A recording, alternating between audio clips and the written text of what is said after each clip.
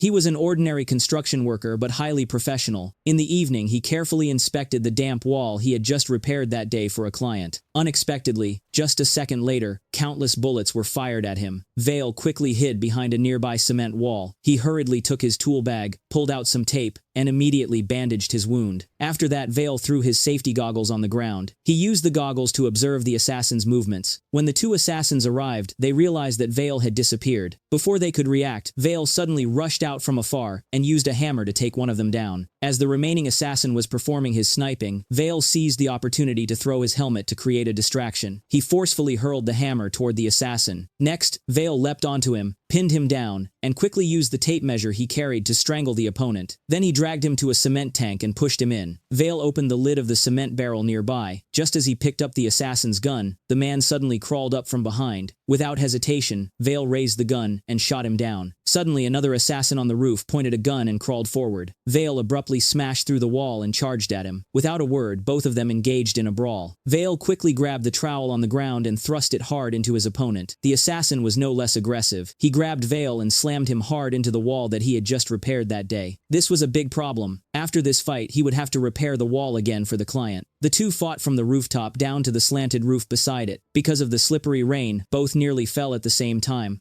Who do you work for? Writing census records. Vale seized the opportunity to land a punch that made the assassin fall. He was just about to climb up when the elevator cable suddenly snapped. It turned out that Vale was a former CIA operative who had retired. Before leaving the job, he specialized in handling the government's dirty work. But 6 months ago, Vale suddenly resigned and became a professional construction worker. After finishing the wall repair for a client during the day, Vale went to a bar to rest. There, he heard a familiar voice. You'll have the number 5 with provolone and some of that fancy aioli. But hold the peppers. Aggravates his indigestion.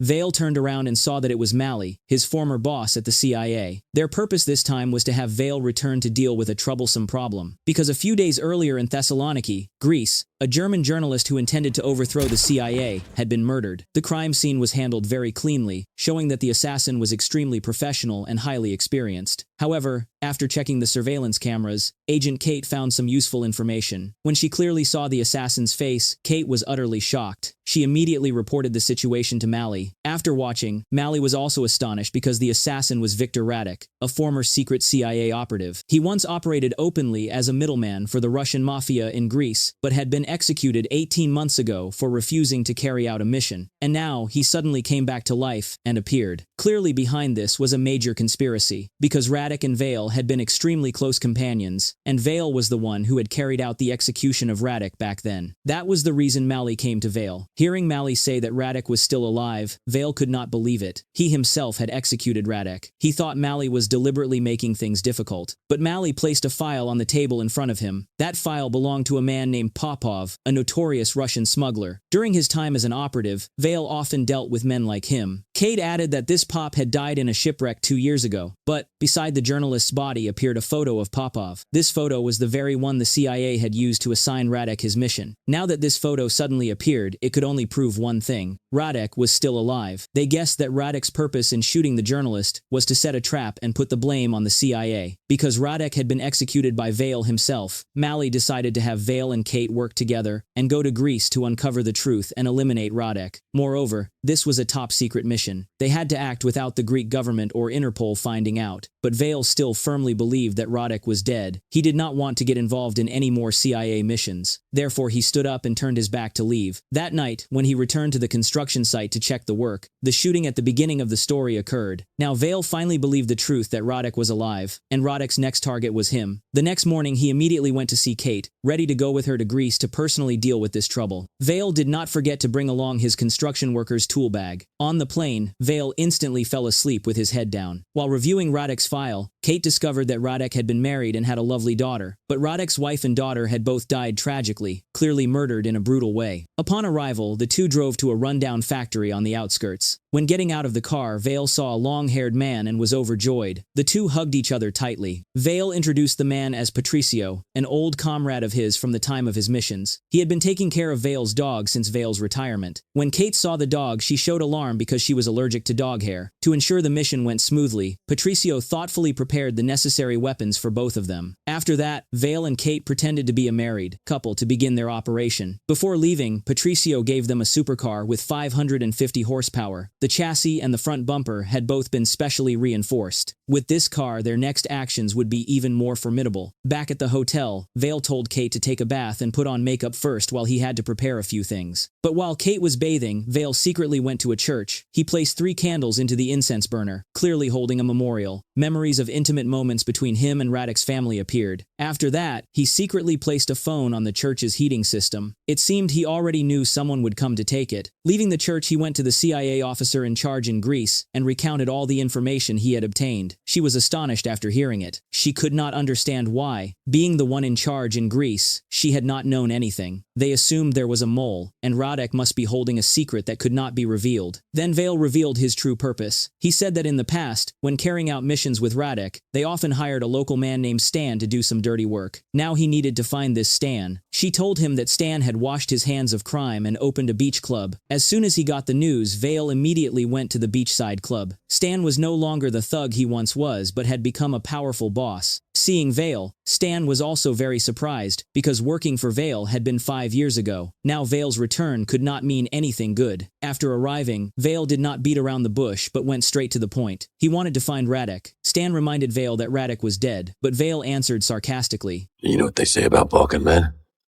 They never really die, they just smell that way." Vale knew well the capability of this boss. Stan alone could not have built such a powerful empire. Clearly behind Stan there was a great force backing him, and that mastermind could very well be Radek. Vale once again demanded that Stan call Radek out. He only wanted to talk to Radek properly, but Stan simply replied that now he was a legitimate businessman, no longer the thug Vale could order around. Vale cursed him as still just a nouveau riche thug, an empty barrel making loud noises like a parasite. Stan became angry and pointed toward his underlings. Seeing that, Vale pretended to compromise, and while raising his glass, he suddenly attacked. Vale had been a CIA field operative, so dealing with these thugs was too easy. Those big guys were hardly worth worrying about. He quickly took down a group of henchmen and rushed out of the club. Kate arrived in time to pick him up, helping Vale escape from the assassin's pursuit. On the way back, Kate was angry because Vale had left her behind and acted on his own. But Vale explained that he feared she would get in his way. After that, he demanded Kate hand over the phone, because he knew she had attached a tracking device to him. Otherwise, she would not have arrived so promptly. At first, Kate wanted to deny it, but Vale directly stated the location of the tracker, forcing her to compromise and hand over the phone.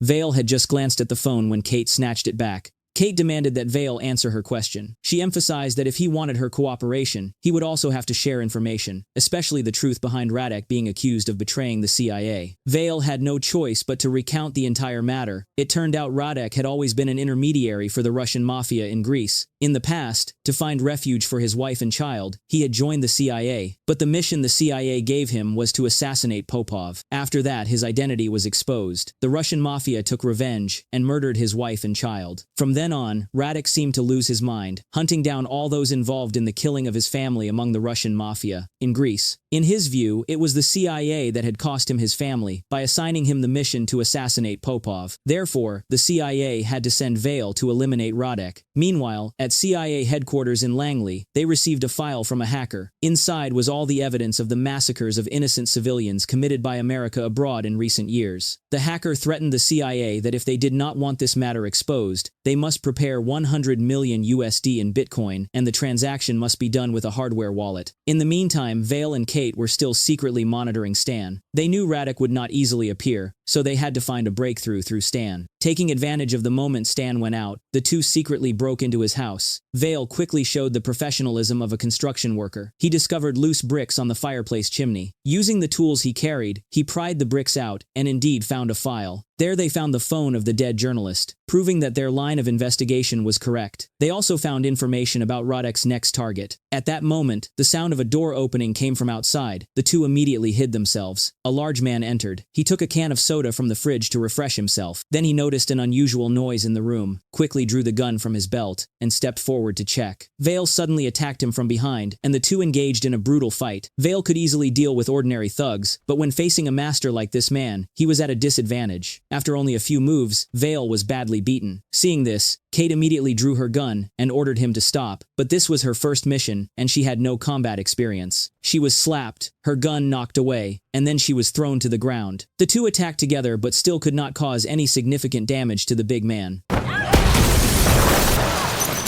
Then he pulled a large knife from the knife rack and signaled for Vale to choose a weapon. Clearly he wanted a proper duel. But Vale was somewhat unlucky, as he only got a small fruit knife smaller than a nail clipper. However, with a weapon in hand, Vale's fighting ability improved significantly. The two grappled, and Vale inflicted several wounds on the man. Enraged, he threw Vale over his shoulder, slamming him to the ground. Then he pulled out a rope and prepared to strangle Vale. In panic, Vale felt his tool bag, grabbed the bricklayer's trowel, and stabbed it straight into the man. The big man immediately went limp and lost his fighting ability. Vale then rescued Kate from the pile of debris. This was the first time they had defeated an opponent together. After that, they found information about Roddick's next assassination target. At that moment, Roddick called Vale. It turned out that years ago, Vale had deliberately let Roddick go and helped him find shelter in Montana. Roddick had also promised to disappear completely. Later, when Roddick discovered the truth, his family had been killed by the Russian mafia because the CIA had deliberately revealed his agent identity. That was why Roddick had gone completely insane, assassinating those who opposed the CIA and setting traps to make the CIA bear responsibility. While the two were talking, a crowd of protesters appeared on the street. Then this crowd clashed with another group. Vale was still trying to find Roddick, but when he pursued, he realized he had made a mistake. Roddick had used the chaos to quietly approach his assassination target. Hearing the gunshot, Vale quickly chased after him. He fired multiple shots at Roddick, causing him to fall from the motorcycle he was escaping on. But Roddick still managed to escape. From the clues Roddick left behind, Vale deduced that the traitor inside the CIA had provided the list of targets to Roddick. Therefore, the two returned to CIA headquarters to report. But at this moment, Malley suddenly changed his attitude, having received the threat from the hacker. He decided to remove Vale from the mission and let Kate alone bring the hardware wallet to the transaction. When Kate arrived at the meeting point as instructed, Vale unexpectedly appeared and stopped her. After the days of life and death experiences together, Kate had learned the tragic story of Roddick from Vale. In her heart, she suspected that Malley was very likely the traitor. She decided to side with Vale. Thus, Kate was in charge of outside support, while Vale carried the hardware wallet into the transaction. When Vale entered the secret room, he saw a computer placed on the table. He plugged the hardware wallet that Kate had brought into the computer port, and the cryptocurrency transfer began. Roddick's video call also appeared on the screen. Vale told Roddick that if he stopped now, there was still a chance to make things right, but Roddick was not willing. Years ago, he had only refused to assassinate a Greek foreign minister and had been ruthlessly punished by the CIA. This time, he was determined to complete the assassination and make everything public to expose the crimes of the CIA. He was determined to strip away the CIA's evil facade. Once he killed the target, it would ignite a bloody war between nations. Millions would die, but Roddick no longer cared about that. With that, he hung up. The transaction completed at the same time, and the iron door of the secret room automatically closed. Vale realized something was wrong. He went to try to open the door but failed. Then, he discovered a timed bomb under the table. The clock showed just over 20 seconds. Vale quickly overturned the table and pushed it toward the door, then ran to a hiding place and lay flat on the ground. When he crawled out, he saw Roddick driving past before his eyes. Kate also drove their supercar over. The two joined forces and began chasing Roddick. After passing through several narrow alleys, when they were nearly losing track, Vale drove the car straight into a wall to block Roddick's path. But when he ran forward, Roddick had already disappeared. Vale had guessed Roddick's intention and hurried to the city's central square, because at that moment, the Greek foreign minister was about to give a speech there, condemning the CIA for the recent civilian massacres. Vale spotted Roddick standing on a high platform, disguised as a reporter with a video camera, but hidden at the side of the camera was a gun. To avoid causing panic among the people, Vale grabbed a large iron hammer nearby. Just as Roddick prepared to pull the trigger, Vale struck hard at the iron frame. The frame collapsed, injuring Roddick badly, but he still trembled as he tried to pick up the gun. Vale stepped forward, snatched the hammer, and struck Roddick's hand. It's over. But he defied. Not yet. With that, Roddick put his other hand into his pocket. Vale decided to shoot and end the life of his old friend. But what Roddick pulled out was a photo. Vale picked it up and it was a picture of Radek's family of 3, together with Vale, a photo full of memories. At that moment, the Greek police arrived, not understanding what was happening. They fired 2 shots at Vale. Fortunately, with the protagonist's halo, he survived. When Vale regained consciousness, he saw Kate and Mally already there. From Mally, he learned that the Greek foreign minister, who had always opposed the CIA, now believed that it was the CIA who had saved his life. Their superiors had also moved one step ahead of the Greek police, finding evidence of planted traps and the CIA assassination target list inside Radek's car. Thanks to that, the CIA's reputation was saved. After Mally left, Kate told Vale that the 100 million USD in Bitcoin had never fallen into Radek's hands. Mally knew this but did not care. Vale advised Kate not to investigate further. After being discharged from the hospital, Vale went to see Lydia, who had once been his lover. At Lydia's house, Vale unexpectedly saw a special vinyl record. This was the music record Radek loved very much, and Radek had once given him an identical one. Vale began to suspect that Lydia was Radek's mole inside the CIA. At that moment, the sound of screeching brakes echoed outside the window. He went to look and saw several assassins rushing up the stairs. When Vale turned back, Lydia was pointing a gun at him. Lydia admitted that everything had been a scheme planned by her and Radek. Radek had come to her and threatened her life, so she had chosen to cooperate with him. But she also knew that sooner or later, everything would be exposed, so she had blackmailed the CIA for 100 million USD to make her escape easier. With the old feelings, Lydia did not kill Vale. She only pulled her suitcase and prepared to leave. Vale did not chase Lydia either, because there was still a group of assassins downstairs. He quickly put a bag of powder into the oven. Then he hid outside on the balcony railing. When the assassins rushed into the room, Vale had already disappeared. They heard a sound from the oven and went closer to look. As soon as they opened it, they were astonished, and a huge explosion occurred. Vale was blown down by the blast. Lydia was preparing to drive away but saw that Vale's protagonist halo was too strong, so she stepped on the gas and drove straight at him. But at that moment, Kate appeared in time and fired repeatedly at Lydia's car. The bullet pierced the windshield and ended Lydia's life.